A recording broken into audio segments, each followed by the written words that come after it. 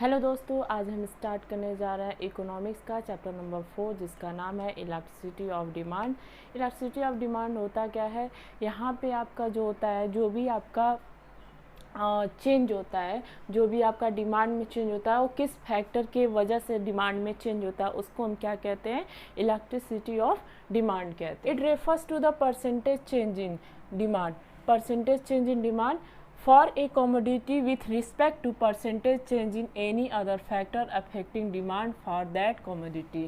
और percentage change in demand हो गया कमोडिटी का, फिर उसका जो परसेंटेज चेंज होगा फैक्टर अफेक्टिंग डिमांड में।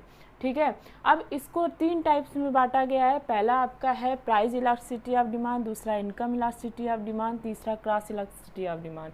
प्राइस इलास्टिसिटी ऑफ डिमांड में क्या होता है? अगर कोई भी डिमांड में आपका चेंज हो रहा है, प्राइस की वजह से हो रहा है, उसके डिमांड में किसके वजह से? प्राइस की वजह से जो चेंज होगा, अप डाउन होगा डिमांड में, उसको हम प्राइस इलास्टिसिटी ऑफ डिमांड कहते हैं। इनकम इलास्टिसिटी ऑफ डिमांड में क्या होता है? आपका इनकम की वजह से जो चेंज हो, आपके जो कमाई है उसके वजह से चेंज हो, उसको इनकम इलास्टिसिटी ऑफ डिमांड कहते हैं। क्रॉस इलास्टिसिटी ऑफ डिमांड में क्या होता है? जो आपका कम्प्लीमेंट्री गुड्स और सब्स्टिट्यूट गुड्स, इन दोनों अगर गुड्स के वजह से जो भी चेंज होता है डिमांड में, उसको क्या कहते हैं? Cross elasticity of demand. लेकिन आपको इस चैप्टर में क्लास 11th में हमको क्या पढ़ना है? हमको केवल पढ़ना है price elasticity of demand, income elasticity of demand और क्रॉस इलास्टिसिटी ऑफ डिमांड को हमें नहीं पढ़ना है। इसलिए अब हम देखते हैं degree of elasticity of demand. देखिए इसमें क्या होते हैं? 5 डिग्री होते हैं।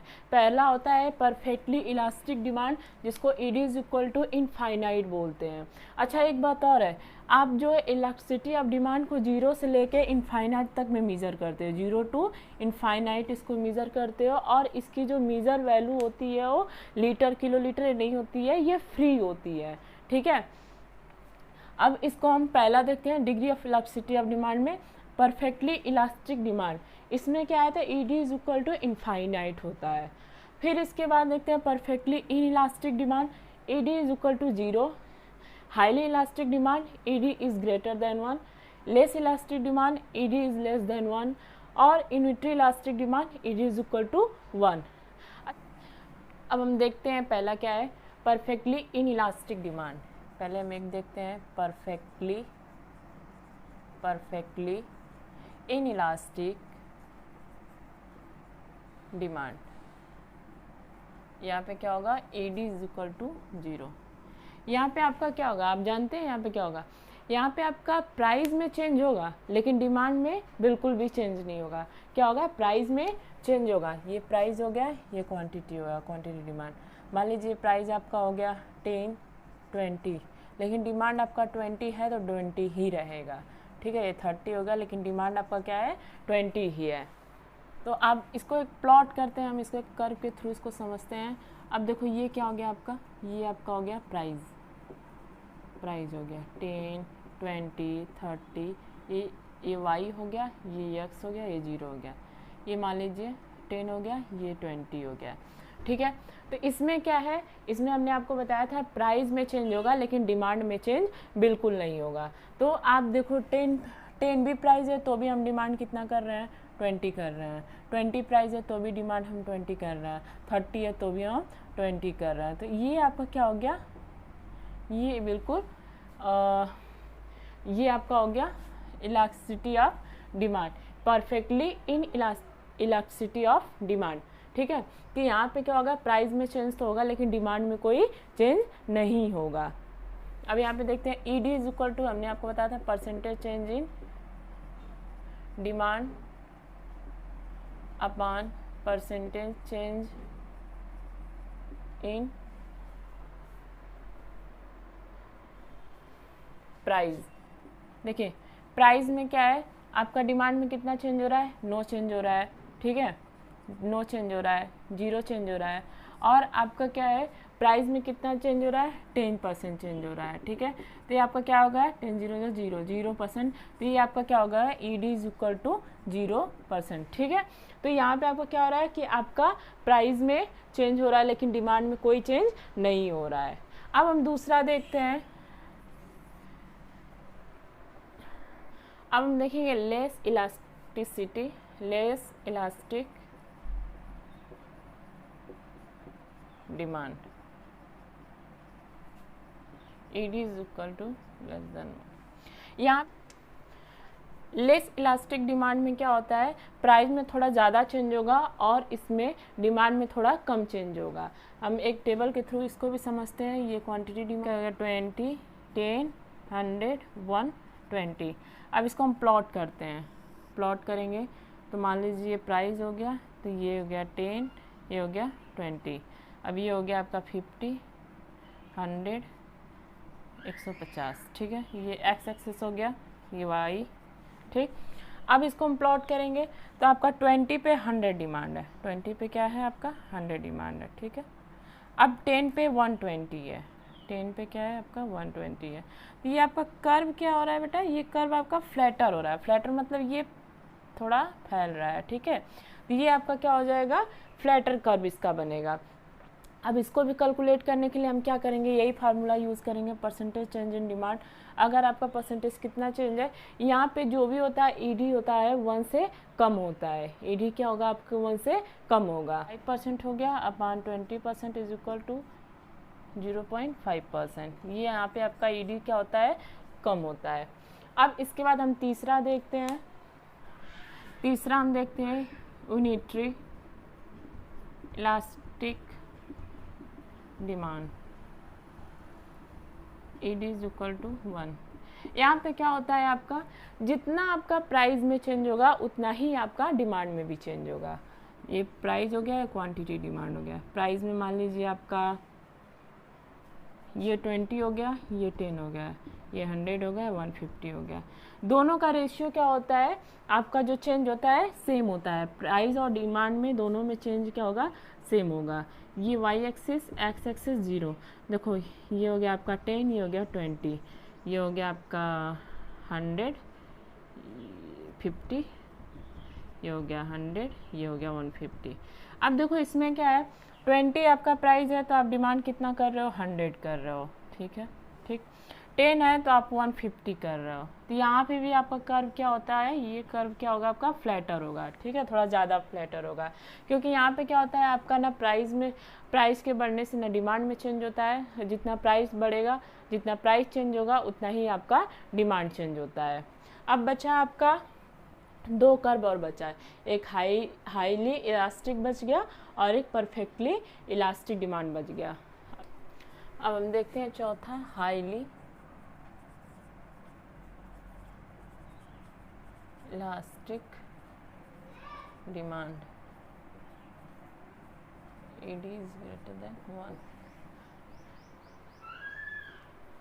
हाईली इलास्टिक डिमांड, इसमें क्या होता है आपका डिमांड में ज़्यादा चेंज होता है प्राइस की अपेक्षा, ठीक है। अब यहाँ पे जैसे P हो गया, क्वांटिटी डिमांड हो गया, ये 20 हो गया, ये 10 हो गया, 100 हो गया, ये 200 हो गया। अब इसको प्लॉट करेंगे, एक्स एक्सिस, वाई एक्सिस 0, 10, 20, 100, 200। अब इसमें क्या है आपका डिमांड 20 है, अगर आपका प्राइस 20 है तो डिमांड आप क्या कर रहे हो, 100 कर रहे हो। फिर अगर आपका प्राइस 10 है तो डिमांड 200 कर रहे हो, ठीक है।